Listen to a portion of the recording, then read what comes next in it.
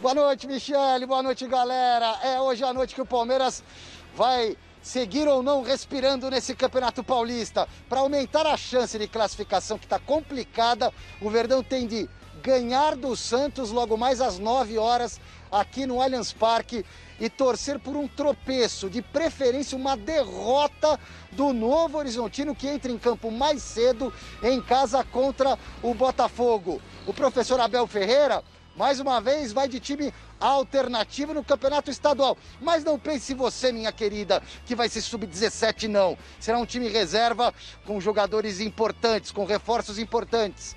E o Peixão Maravilha, e o Santos, José Paz, vem com força máxima?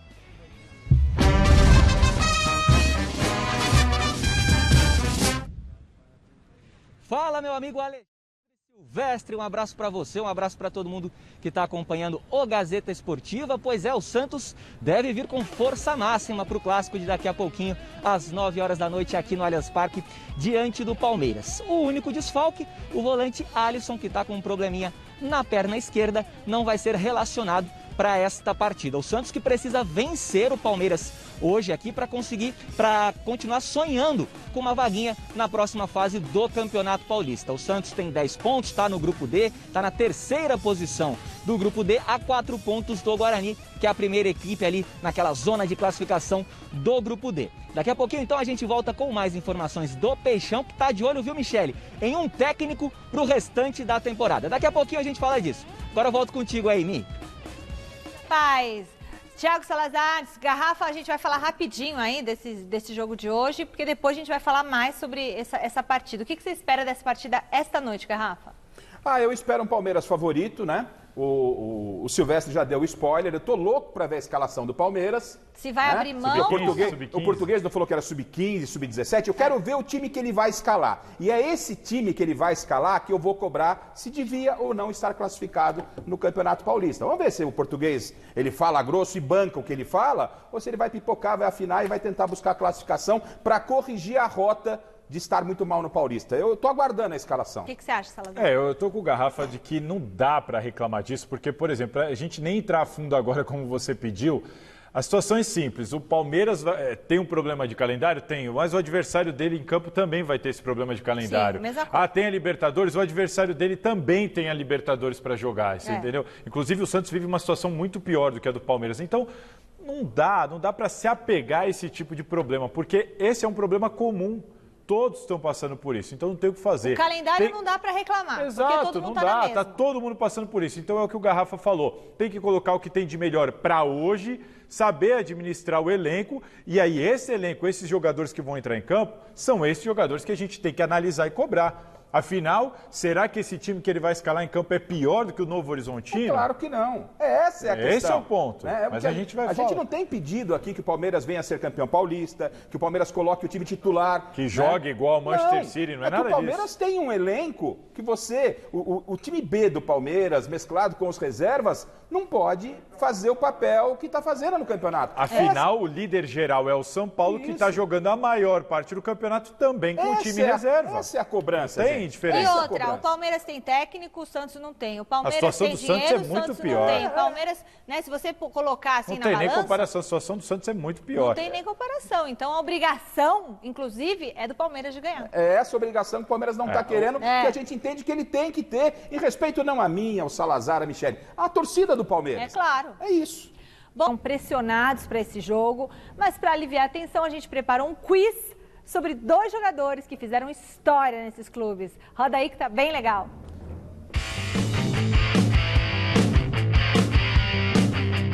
É isso aí, daqui a pouquinho, às 21 horas, tem clássico. Palmeiras versus Santos no Allianz Parque. E claro, teremos o nosso quiz. E representando as cores do Palmeiras, Amaral. Do lado santista, Robert. Vambora lá. Vai ser um quizinho, vai ser perguntas. Vão ter perguntas para os dois ao mesmo tempo e individuais também, tá? A pergunta para os dois, certo? Pergunta para os dois agora. Qual dos dois tem mais vitórias nesse clássico, Palmeiras e Santos? Amaral ou Robert? Eu acho que sou eu, viu? Eu acho que é o Amaral. Você acha que é o Amaral? Então os dois vão votar no Amaral. Eu ganhei do Palmeiras. Eu ganhei do Palmeiras jogando pelo Guarani e tal, mas pelo Santos... Não, pelo Santos. Foram algumas vitórias também, mas... Pelo Santos, então, acho que é o Amaral. Sou eu. Então, erraram, os dois erraram. Foi o Robert, cara. Você acredita que no jogo, confronto direto, o Robert ganhou mais que o Amaral, olha só.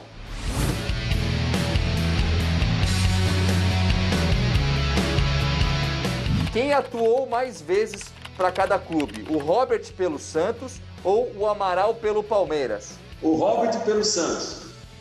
Eu também acho o Robert pelo Santos. Os dois estão muito iguais aí, hein? Vai ficar os dois...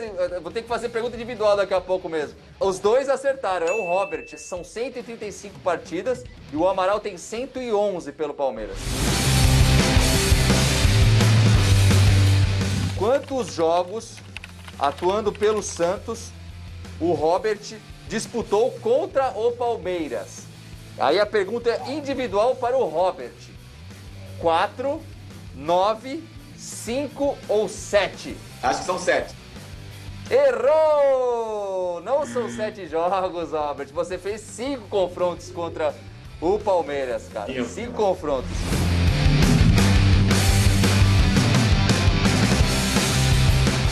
E você, Amaral, quantos jogos você disputou pelo Palmeiras contra o Santos?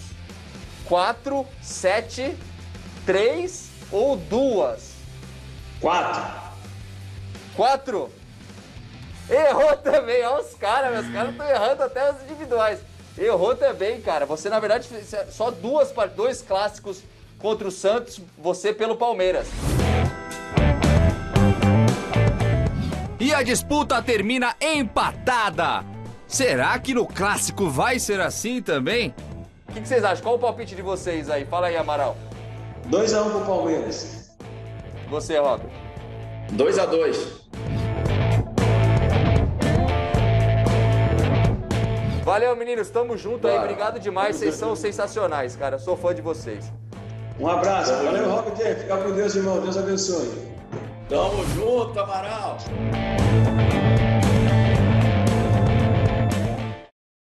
Muito bom. Agora Alexandre Silvestre está de volta do estádio palmeirense com as novidades do Verdão para esta partida. Parece mesmo que vai ser o time B que entra em campo. É isso, Silva? Vai daí.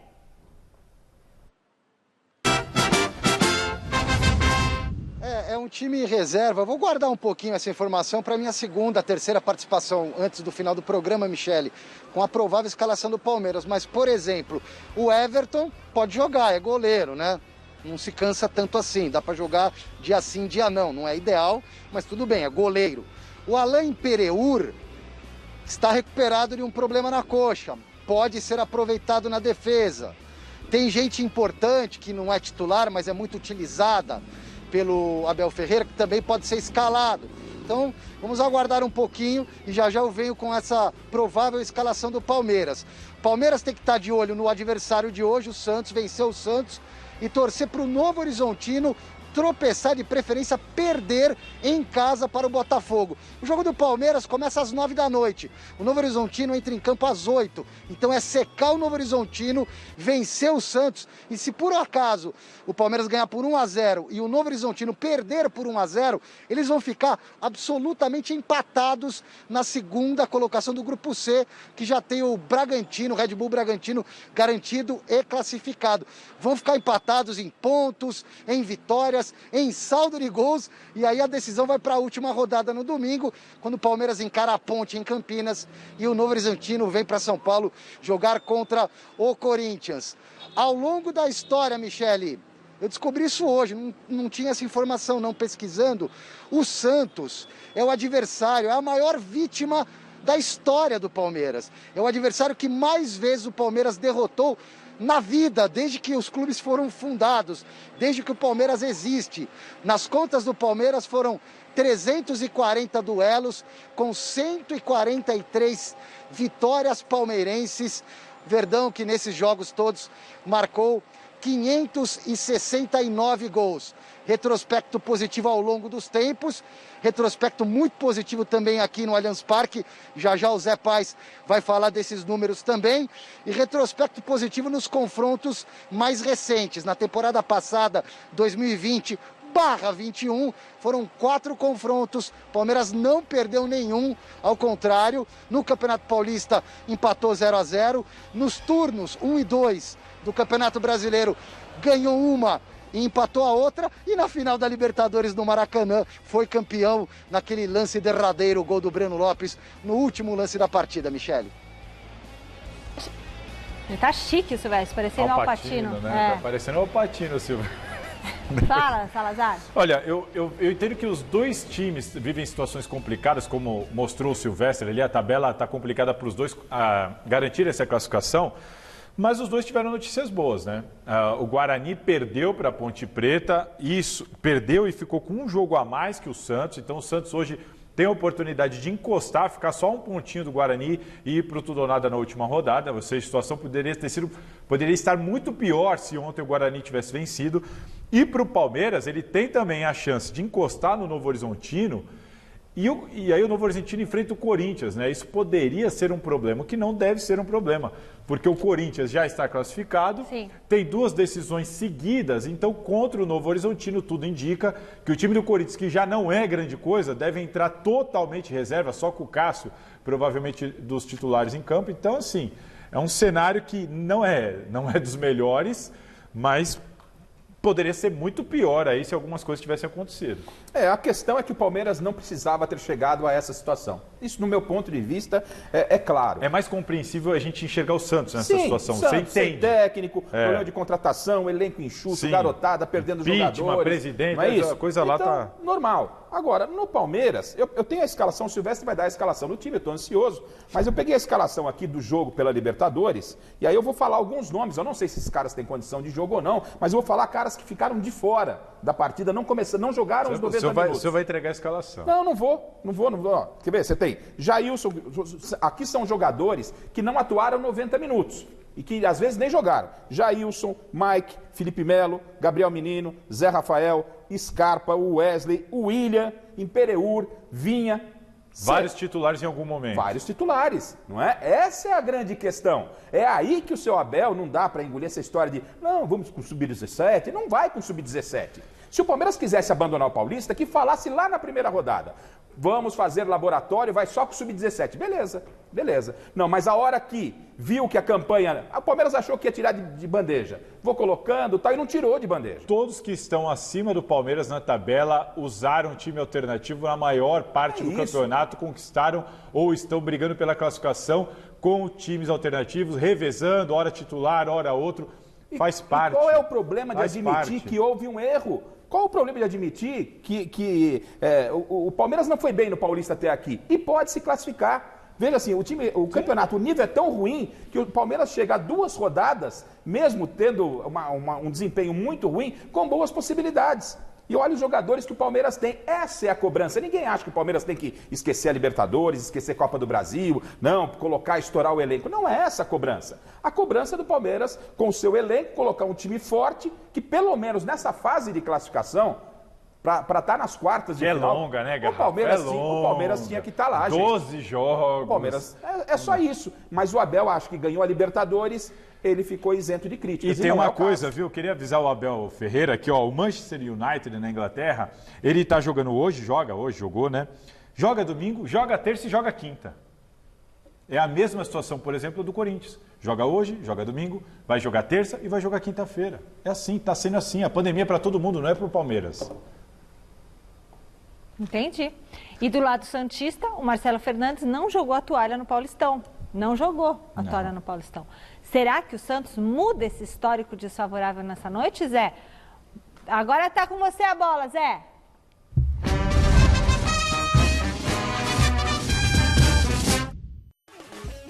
batendo essa bola então? Pois é, o retrospecto do Santos aqui no Allianz Parque diante do Palmeiras é muito, mas muito ruim. A gente preparou inclusive uma tela aí para mostrar para vocês os números do clássico Palmeiras e Santos aqui no Allianz Parque. Então dá uma olhadinha aí, olha só, são 9 jogos entre Verdão e Peixe aqui na casa palmeirense, 3 empates, 5 vitórias do Palmeiras, 1 vitória do Santos. Palmeiras marcou 10 gols, sofreu 6, tem um aproveitamento aí de 66,6% e o Santos um aproveitamento bem baixo, bem pequeno, de 22,2%. A ver se o Santos vai conseguir aí uma vitória, vai conseguir reverter um pouquinho esse péssimo retrospecto jogando contra o Palmeiras aqui no Allianz Parque. Notícia importante de hoje, o Santos oficializou uma proposta para o Fernando Diniz, ex-técnico do São Paulo, do Fluminense, do Atlético Paranaense, uma proposta de 1 ano de contrato e esse contrato pode ser estendido por mais 1 ano. O acerto está por detalhes,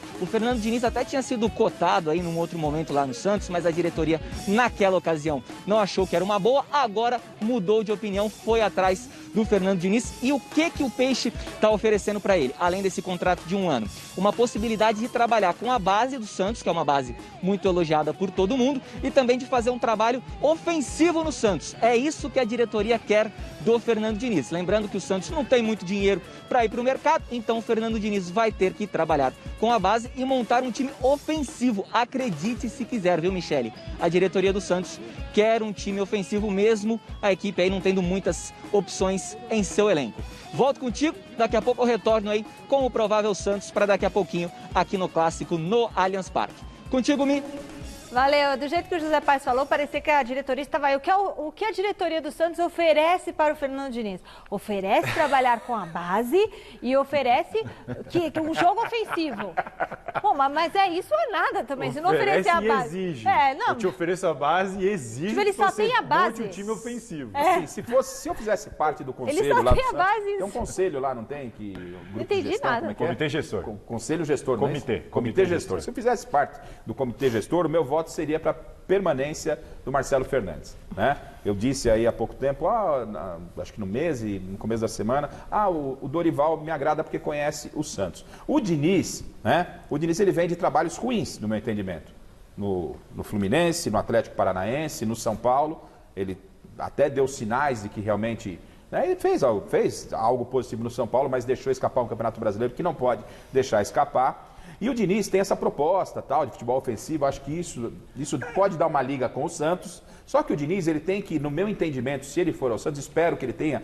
E a gente aprende todo dia, Salazar. Né? O Diniz tem que rever alguns conceitos. É isso que eu... Rever alguns conceitos. Você não pode ter um único esquema de jogo, essa proposta de você, como o Sampaoli fazia, é a minha opinião, de não, só vai ao ataque, só vai ao ataque. O Cuca com o Atlético Mineiro fez 4, mas não se expôs tanto. O Diniz só tem aquela proposta de jogo e mais nada. Né? Então, relacionamento de vestiário. Vai lá ele fazer o que fez com o Marinho, o que ele fez com o Tietchan com o Marinho. O bicho vai pegar. O Marinho vai pra cima dele, vai pra dentro, pai.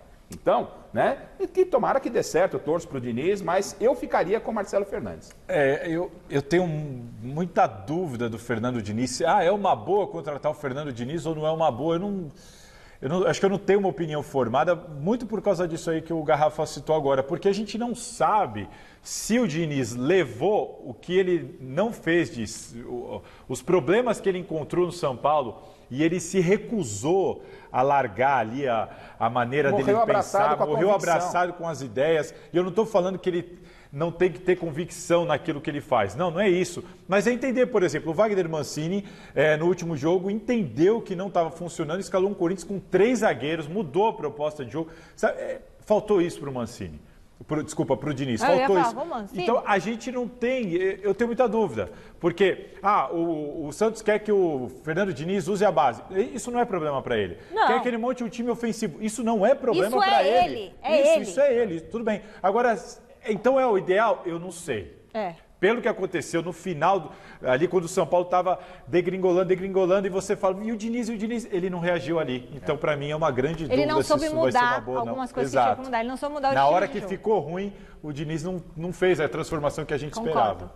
Então, Michele, partindo do pressuposto que o Abel vai poupar quase todos os titulares e que 5 jogadores estão machucados e fora de jogo, aí são nomes como Kusevich, Gabriel Menino, Lucas Lima, Breno Lopes e o Gabriel Veron, eu vou escalar o Palmeiras para encarar o Santos com o Everton no gol, a linha de 3 na defesa com o Alain Pereur na esquerda, o Henry no meio e o Danilo Barbosa, mais uma vez improvisado pelo lado direito da defesa, o Mike na direita, Felipe Melo, cão de guarda à frente da zaga, o Vinha, que estava suspenso na Libertadores, pelo lado esquerdo, nas meias, Zé Rafael e Scarpa, e na frente o Wesley e o William Bigode. Esse é o meu Palmeiras para hoje.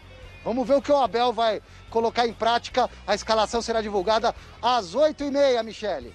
Lucas Lima não vai jogar porque ele treinou, né, esses dias. Michele, vamos se apegar a esse provável time do Silvestre, que não é o Silvestre que escala o Palmeiras, é o Abel, mas vejam os jogadores que o Abel tem à disposição. Dá uma olhada. Ó, o Wesley, o William Bigode, o Vinha, Zé Rafael, Scarpa, Felipe Mike, Felipe Melo, o Impereur, Danilo, o Everton. Gente, será que cobrar o Palmeiras com esses caras que não jogam, esses caras não jogaram 90 minutos há 2 dias atrás pela Libertadores, será que cobrar o Palmeiras por uma campanha melhor no Campeonato Paulista, será que é algum erro? Será que é manchar a história do Palmeiras? É claro que não, gente. É claro que não, é a realidade. O Palmeiras se complicou no Campeonato Paulista e o seu Abel vem com um discursinho agora, não, que eu vou pro Sub-17. Pra mim não cola, português. Pra mim não cola, português. Tu tá de sacanagem. O Palmeiras, pela grandeza, com o elenco que tem, com esse elenco que tá aí, cara. Ninguém tá pedindo os titulares. Com esse elenco que tá aí, tinha que estar classificado e pode se classificar. Então não vem com quais, com conversa furada que pra mim não cola. Pode colar lá na sua terra, lá em Portugal e tal. Aqui não cola. Bobo não tem. Pra mim, tá de sacanagem o Portuga. Ficou bravo com o português, hein? Desceu engasgado aí. Desceu, tá com uma pedra na garganta. Eu não gosto, mas eu tenho que concordar com o meu colega aqui. Mas não tem como, gente. O problema a alegação, os argumentos do Abel Ferreira são os mesmos que qualquer um pode usar. Muito bem, então, se o Palmeiras vem com o time reserva, o Santos deve vir com o que tem de melhor, né, José Paes? Conta aí pra gente.